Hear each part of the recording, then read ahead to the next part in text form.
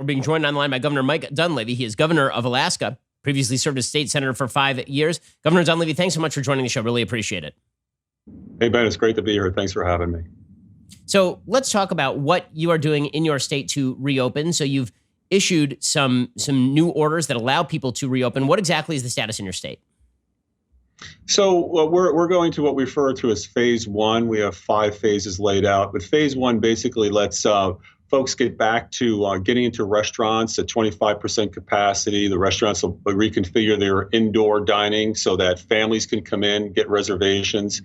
Hairdressers, nail salons, spas, etc. A very similar situation in that they do a reservation. There's social distancing to some extent in terms of the configuration once again inside the establishments. But again, we're gonna ease in. We're gonna watch our numbers, and again, we're gonna have science drive this and data drive this, Ben, because our numbers are probably the lowest in the nation, and we've done a pretty good job up here. And so we have to also take into account the economy. That's the other part of the pandemic. That's the other disaster. And if we don't get it up running sooner than later, we're going to have some serious long-term issues. So we're easing into it. We think we're going to be fine. We'll watch the numbers. We'll watch our ICU bed count, our R-naught numbers, our infection rates, but I think we can do this. So what does it look like in terms of face masks? There's been a lot of talk about face masks nationwide and locally.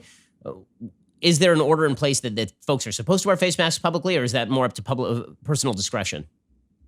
Publicly, it's personal discretion. We highly recommend it when you go into a grocery store. We have not mandated it. We hope that the business owners are going to implement some of their own workplace rules, and I think they will. I think they'll do it because they want their businesses to be open. They want their businesses not to be known as a place where you can get sick or get an infection. So I think what you're going to see as a result of this is individuals and businesses stand up more than most people think. I'm often asked the question in interviews, what are you going to do to force this issue or make this happen? And as I've said to people in our press conferences, we don't force the people of Alaska. We don't force entities. We ask them to work with us. And when they work with us, we get the numbers that we've got. And we expect the businesses to do the same thing. In other words, they're going to want to have their product or service move. They're going to want to have customers. So they're going to want to make sure that they do the best they can to prevent a spread of the virus within their establishment. We're speaking with Governor Mike Dunleavy of Alaska. So Governor Dunleavy, when it comes to local control, I know there's some questions about some of the orders in Alaska as far as what localities are and are not allowed to do. Is there sort of a baseline level of opening that you expect all localities to obey, or do local mayors get to make the decisions?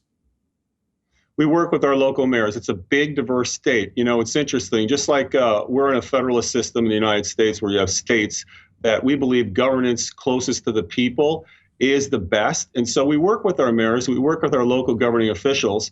And Alaska, again, is so diverse, Ben, that you'll have a situation where you may have one small town isolated hundreds of miles from the nearest road, no hospital, no health care. And they may want to open up slower because they want to be very careful. We'll work with them. Conversely speaking, you'll have other parts of the state that maybe the infection rate is very low or non-existent. They may want to open up some things at a pace with the state. That'll work as well. But we're going to work with everybody, individuals as well as entities and municipalities. Governor Dunleavy, there's been a lot of focus nationally on testing and the ability to test. What does the situation look like as far as testing in Alaska? And what capacity for testing do you think is necessary in order for more and more broad reopenings to take place? My understanding is the testing was basically to prevent overwhelming of the healthcare system in case a hotspot emerges. But what is the status of testing in Alaska?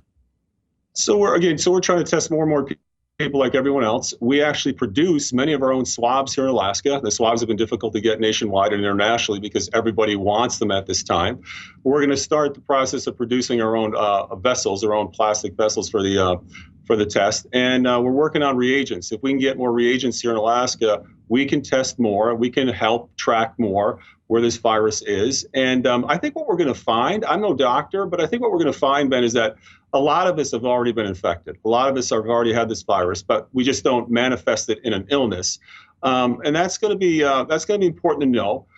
Again, the testing is going to help, but we also have to keep in mind that we do know that vulnerable individuals with underlying health conditions and the elderly are more susceptible to the ravages of this virus. And so if we can work at helping them keep away from this virus as much as possible, test folks in our senior centers, test those workers, test our workers in our prisons, which we do, we can keep our numbers low. And again, what we're doing so far is working. We'll ramp up our testing. We get more reagents. We'll test even more. But we keep an eye on it. If there's a cluster or an outbreak in a locale, we'll go in there. We'll assess what's going on. We'll see how we can make sure that that doesn't happen again. But in terms of closing down the state, the whole state, we don't see a reason to do that. We'll deal with each locale on an individual basis, and I think it's going to work for Alaska.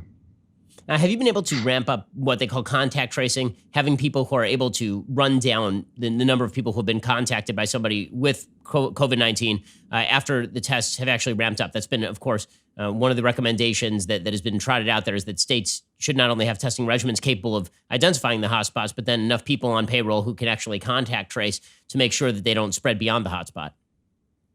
We've been actually doing the tracing and tracking early on. When we first got our case, our first case was a pilot for a cargo airline, because once again, Alaska at our international airport in Anchorage, we're on the flyways coming out of Asia and Europe. And so we were able to do that and start tracking early.